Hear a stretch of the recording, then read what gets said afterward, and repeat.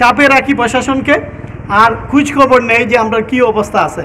তো আমরা যদি এভাবে সচেতন থাকি, দেশের এই ক্রান্তি নল এই একটা স্থিতিশীল অবস্থা চলে আসলে আমরা আমাদের এই স্বাভাবিক কার্যক্রমে আমরা যেতে পারবো। আমাদের মধ্যে উপস্থিত রয়েছে মাওলানা খলিলুর রহমান উসামা, আলী আহমদ, জামাল আহমদ সাহেব সম্মানের উপস্থিতি। আমাদের মধ্যে উপস্থিত রয়েছে জনাব আব্দুল মজিদ সাহেব। আমাদের এই রাস্তার নিরসন ঘটে, এবং তা না হলে আমাদের মুরব্বীরা রয়েছেন, ওনারা যে সিদ্ধান্ত নেবেন সেই সিদ্ধান্তে যেন আমরা এই রাস্তাকে ব্যারিকেড দিয়ে আমাদের দাবি আদায় করে নিতে পারি, এই আশা প্রত্যাশা ব্যক্ত রেখে এই পর্যায়ে বক্তব্য নিয়ে আসছেন আজকের মানববন্ধনের মগলবাজার ইউনিয়নের সুনামধন্য চেয়ারম্যান জননেতা। সকলকে আমি আমার ব্যক্তিগত পক্ষ থেকে, ইউনিয়ন পরিষদের পক্ষ থেকে সাধুবাদ জানাই, অভিনন্দন জানাই। ভবিষ্যতে এ ধরনের জনস্বার্থমূলক কর্মকাণ্ডে আপনারা এগিয়ে আসবেন, সেটাই আমাদের প্রত্যাশা। আমাদের সর্বাত্মক সহযোগিতা সবসময় থাকবে।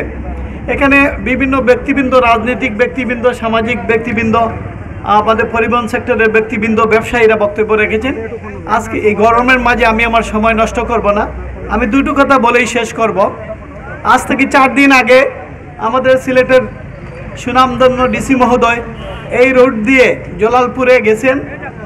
আমাদের সেখানে এই ইউনিয়ন তহসিল অফিস পরিদর্শন করে আসার সময় আমাদের মাননীয় ইউদম মহোদয় সব ভিডিও করে দেখাই দিয়েছেন যে এইভাবে এই রাস্তার যে করুণ পরিণতি। ডিসি মহোদয় গাড়ি থেকে বসে, ইউনিয়ন মহোদয় আমাকে জানাচ্ছেন, গাড়ি থেকে বসে রোডস অ্যান্ড হাইওয়ের সাথে কথা বলেছেন।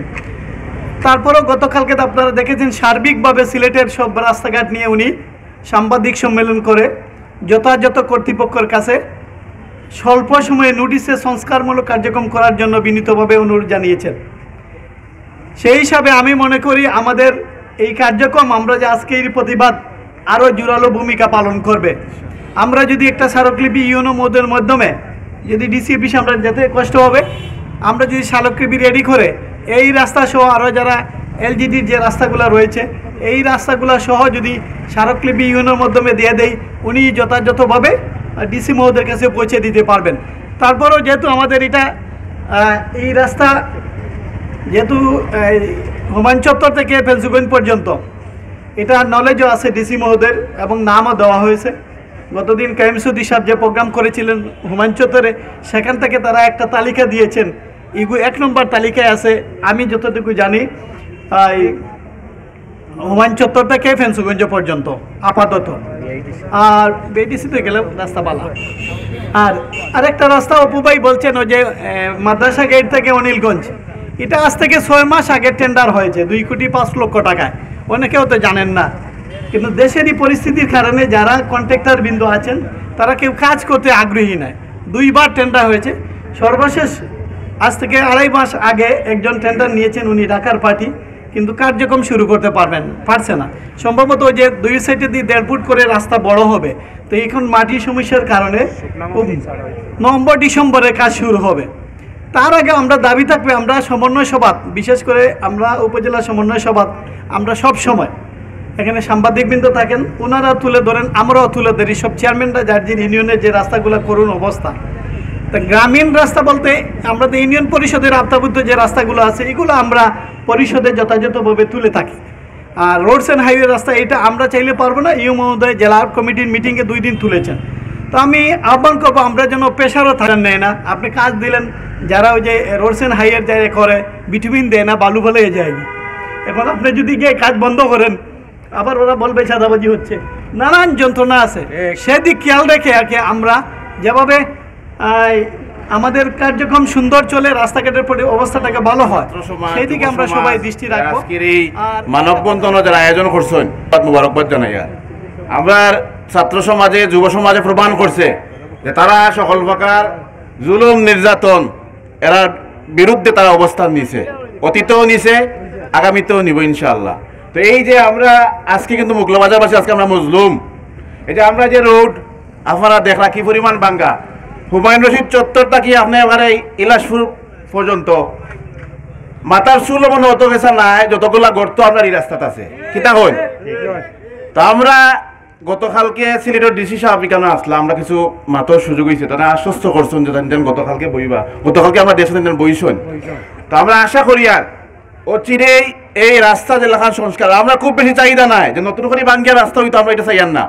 আমরা চাই আর এই যে গর্ত যেগুলো আছে ইট দিয়ার বালু দি নাই, আমরা চাই আর বালু পাথর দিয়া ফিস লাগাইয়া বালা করে মিলাইয়া আপনার এই রাস্তা খান অন্তত জুত করিল। খালি ইট দিয়া বালু দিয়া আপনার তৈয়া গেলে গেলে হইতো না, বালু পাথর দিয়া ফিস করিয়া আপনার গালা দিয়া যেটা মিলাইয়া দেওয়া, আমরা ওগুলো অন্তত দ্রুত যাতে এই ব্যবস্থা নেওয়া যায়, আমরা এই দাবি এখান থেকে আজকে মানববন্ধন থেকে করিয়া। আর যদি আমি কেন প্রস্তাব করি আর আজকে আমরা মানববন্ধন করছি, আমরা 2-3 জনের ভিতরে আজকে আমরা মুগলবাজার যারা নেতৃস্থানে যারা আছেন আমরা সবে মিলিয়া ডিসি সাহেবের বরাবর একটা স্মারকলিপি আমরা দিতাম। আমি প্রস্তাব করি আর আপনারা কি তখন ঠিক স্মারকলিপি দেওয়া যায়নি? ইনশাআল্লাহ আমরা সবে মিলিয়া আমরা একটু পরামর্শ করিয়া আমরা চেষ্টা মতো স্মারকলিপি দেওয়া যায়।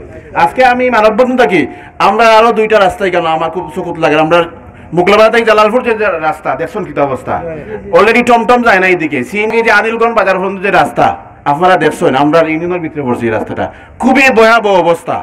রেঙ্গা মাদ্রাসা থেকে আনিলগঞ্জ বাজার পর্যন্ত আমরা আজকের এই মানববন্ধন থেকে দাবি করি আর অচিরেই জালালপুর রোডের জেলা খাম ফাঁস হয়েছে, এই রাস্তা যাতে খাম ফাঁস হয়। আমরা এই মানববন্ধন থেকে আসছে মুগলাবাজার ইউনিয়নবাসীর পক্ষ থেকে রোড সর গেছে উপজেলা নির্বাহী অফিসারের কাছে আমরা এই দাবি করি। সম্মানিত উপস্থিতি, আমরা অত্যন্ত ব্যথা বেদনা নিয়ে আজকে প্রশাসনের নজরে আসার জন্য আমাদের এই ক্ষুদ্র প্রচেষ্টা মানববন্ধন। আমাদের এমপি মন্ত্রী যারা ছিলেন আপাতত তারা কেউ নাই, কেয়ারটেকার সরকারের অধীনে আমরা বসবাস করছি, সেদিকে আপনারা খেয়াল রাখতে হবে। আরেকটি কথা বললেই নয়, আপনারা যদি মনে করেন রাজনীতি তাহলে রাজনীতি, আর যদি মনে করেন ইতিহাস থেকে বলতে হয় তাহলে অনেক কিছু বলতে হয়। মরহুম এম সাইফুর রহমান সিলেটের অর্থমন্ত্রী ছিলেন। মৌলভীবাজার সিলেটে অভূতপূর্ব উন্নয়ন সাধন করেছিলেন। তার আমলে 2001 সাল থেকে 3 সালের ভিতরে যে রাস্তার উন্নয়ন হয়েছিল, সেই উন্নয়নের মাধ্যমে আমরা সিলেট টু ঢাকা মাত্র 5 ঘন্টায় যাতায়াত করতাম। এখন 14-15 ঘন্টা সময় লাগে, কখনো কখনো 18 ঘন্টা সময় লাগে। আজ থেকে 6-7 দিন আগে 5 দিনও আমার শরীর ঠিক হয় নাই, এমন পজিশন ছিল।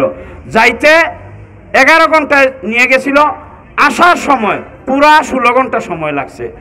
সুপ্রিয় উপস্থিতি, আমাদের মায়াখান্নার একটাই কারণ, আমাদের এই রোড মোগলাবাজার ফেন্সিগঞ্জ রোড, ফেন্সিগঞ্জ থেকে মৌলভীবাজার পর্যন্ত আমাদের জননেতা এম সাইফুর রহমান যেভাবে করে দিয়েছিলেন, আমাদের রাস্তায় মার্বেল ধাক্কা মারলে মিনিমাম 1 কিলোমিটার জায়গায় মার্বেল আটকাবে না, এমন পরিস্থিতি ছিল।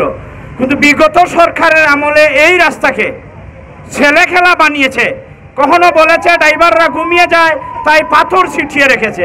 আপনারা দেখেছেন পাড়াই চকের এখান থেকে কদমতলি পর্যন্ত, হুমায়ুন চত্বর পর্যন্ত পাথর ছিটিয়ে রেখেছিল। কি অজুহাত ছিল? এটা কি বলবো, এটা পাগলামি ছাড়া আর কিছু নয় যে ড্রাইভাররা ঘুমিয়ে যায়। যদি ড্রাইভাররা ঘুমিয়ে যেত তাহলে তো ড্রাইভাররা লাইসেন্স পাওয়ার কথা ছিল না, ড্রাইভাররা গাড়ি চালানোর মতো সুযোগ থাকার কথা ছিল না, আমরা মরে যেতাম সবাই। কিন্তু এখন যে দুর্গ হয়েছে, মৃত্যুপুরী হয়েছে, ফেন্সিগঞ্জ থেকে আমাদের কদমতলি বাস টার্মিনাল পর্যন্ত রাস্তা। সম্মানিত সভাপতি এবং বর্তমান সভাপতি সহ আমাদের ইমরান ভাই সহ রয়েছেন, আমরা তাদেরকে দাবি জানাচ্ছি। এখন আমাদের এখানে ওসি সাহেব রয়েছেন, কিছুক্ষণ আগে আমাদের এখানে ছিলেন। সদরে 3 গুণ হয়েছে, তারপরেও রাস্তায় কেন কাজ হয় না? এই ট্যাক্সের টাকা কোথায় যায়, কি হয়? আমরা জনপ্রশাসনের কাছে জানতে চাই। আমাদের রোড অথরিটি যারা রয়েছে তাদের কাছে আমাদের জিজ্ঞাসা, কেন আমাদের এই রাস্তার বেহাল দশা? তারা কি করেন?